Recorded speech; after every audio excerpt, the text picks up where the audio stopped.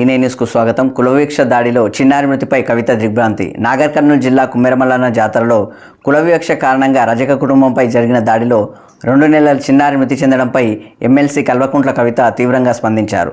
సోమవారం గద్వాల్లో జరిగిన సంఘర్షణ సభలో ఆమె రైతులతో కలిసి నివాళిగా 2 నిమిషాలు మౌనం పాటించారు. ఈ దారుణానికి ఒడిగట్టిన వారిపై కఠిన చర్యలు తీసుకోవాలని ఆమె డిమాండ్ చేశారు.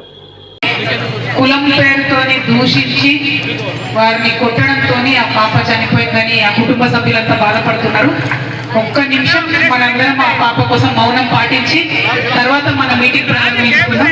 ఒక్క నిమిషం నిలబడి దయచేసి ఆడబిడ్డలంతా నిలబడాలి. 2 నెలల పాప చనిపోయింది. ఇట్లాంటి కుల వివక్ష ఉండొద్దు అనేటటువంటి ఉద్దేశంతో మౌనం పాటిద్దాం.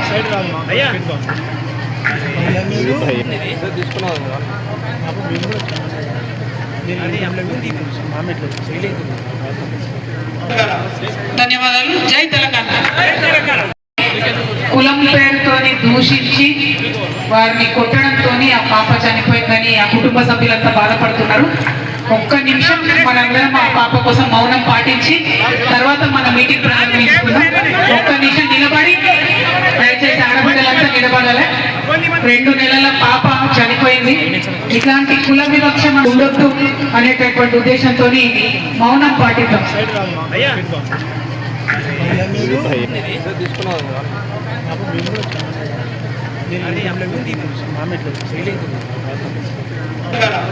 ధన్యవాదాలు. జై తెలంగాణ.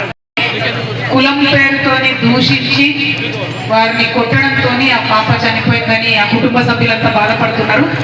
ఒక్క నిమిషం మనందరం ఆ పాప కోసం మౌనం పాటించి తర్వాత మన మీటింగ్ ప్రారంభించుకుందాం.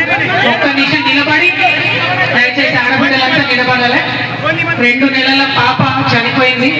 ఇట్లాంటి కుల వివక్ష ఉండొద్దు అనేటటువంటి ఉద్దేశంతో మౌనం పాటిద్దాం.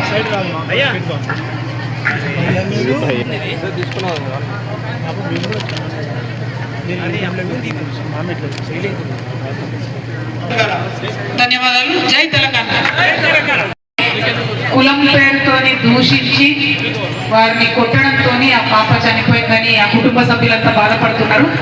ఒక్క నిమిషం మనందరం ఆ పాప కోసం మౌనం పాటించి తర్వాత మన మీటింగ్ ప్రారంభించుకుందాం. ఒక్క నిమిషం నిలబడి దయచేసి ఆడబిడ్డలంతా నిలబడాలి.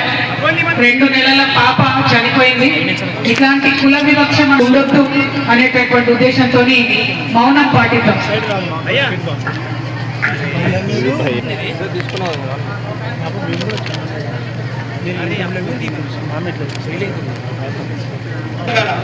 ధన్యవాదాలు. జై తెలంగాణ.